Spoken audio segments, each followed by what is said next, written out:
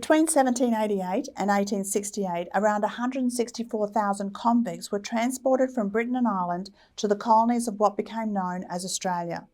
About 1 in every 45 were political prisoners, men and women whose quest for liberty was considered deeply threatening in their homeland.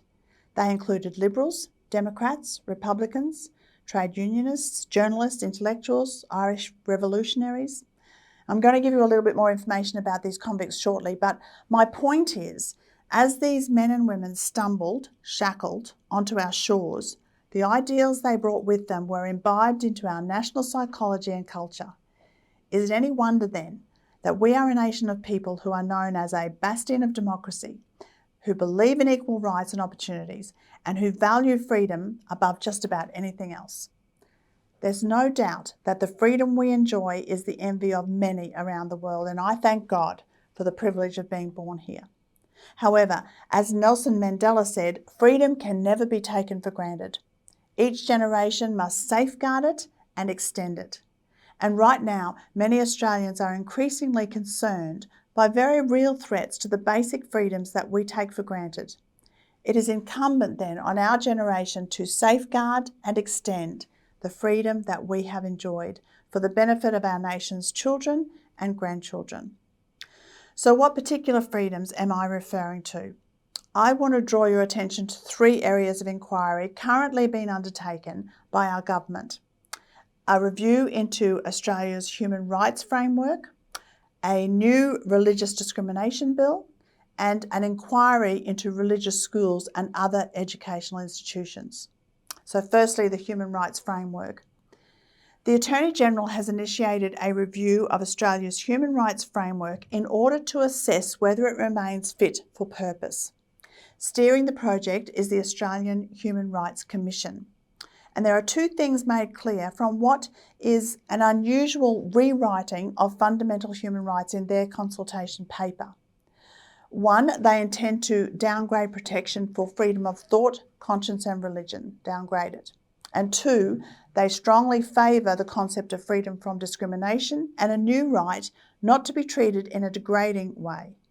Now, it's not difficult to imagine the radical effect of this. We can easily foresee the stifling of free speech, since quoting from particular scriptures or voicing certain religious beliefs is already said to be discriminatory or degrading. In August 2019, a Victorian family doctor with over 15 years of experience and an unblemished record of medical practice, he was suspended by the medical board over 2 anonymous complaints regarding social media posts on his personal account about same-sex marriage and transgenderism. He remains suspended while he waits for the matter to be brought to trial.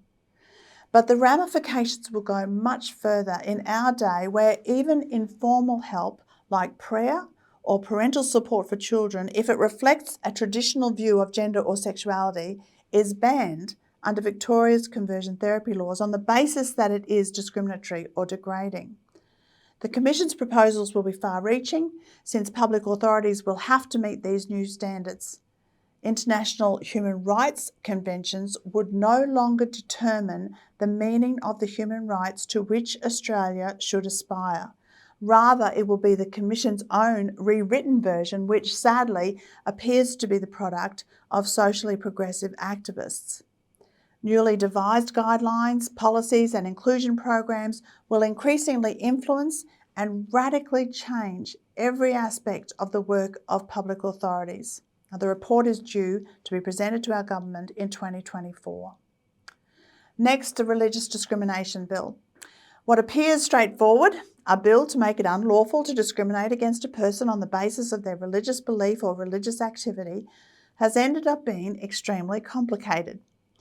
The legislation has been on a long and winding journey, but it's back on the government agenda for the second half of this year.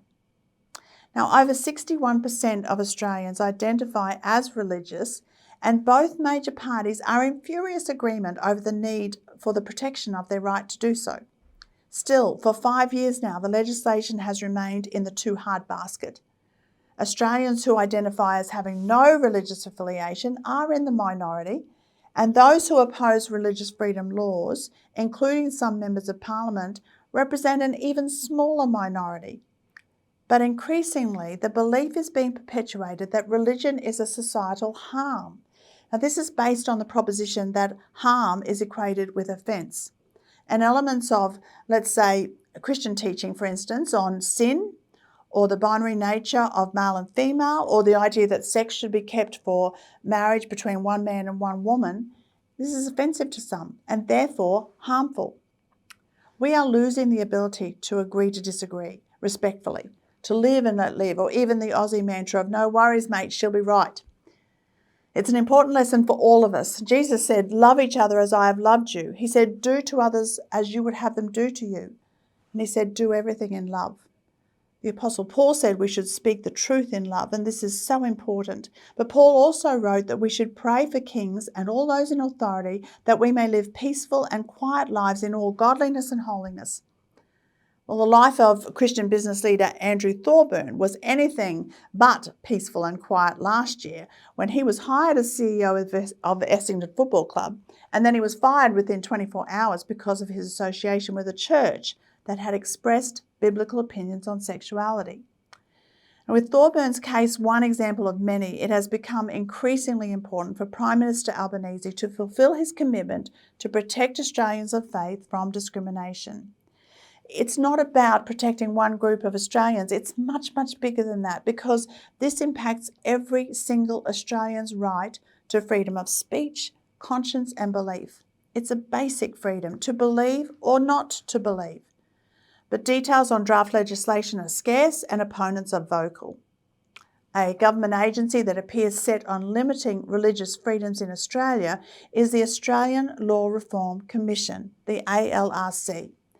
Tasked by the government late last year to conduct a review into religious educational institutions in what was then described as a crucial first step to introducing religious discrimination laws, they have recommended to the government an aggressive policy to secularise faith-based schools, depriving them of their purpose. In doing this, they blatantly ignore the rights of every Australian parent secured by international covenant to ensure the religious and moral education of their children in conformity with their own convictions. The ALRC proposals cannot be reconciled with the policies and promises that Labor took to the election.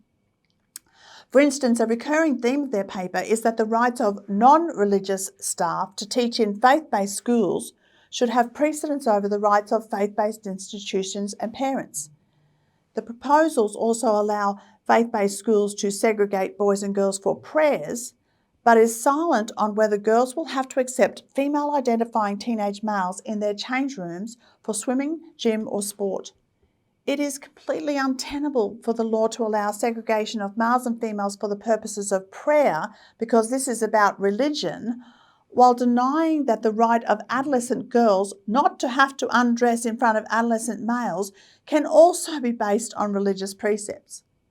Many of the over 40% of parents who choose a faith-based education do so to avoid the mind-messing notion of gender fluidity for their children, and they are deeply angered by this.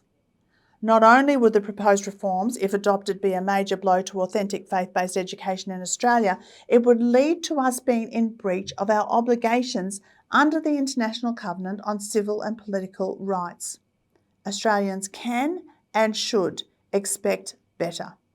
So perhaps it's time to take a leaf out of some of those early political prisoners who form part of our nation's DNA and who helped shape Australian democracy as we know it. Those that were exiled to this land because of their unwavering commitment to liberty included revolutionary freedom fighters such as William Cuffy, who became one of Australia's first trade unionists.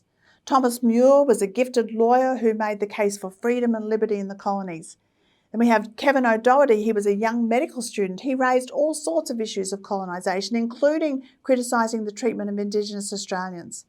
James Dixon became the first Catholic priest in the colonies. And then William Smith O'Brien, he has been described as a Nelson Mandela figure because of his commitment to freedom, to tolerance and to truth. We are at a significant crossroads in our nation. Protecting the freedom that we have inherited and passing it on to our children is worth fighting for. Join us. Thank you for listening. God bless you.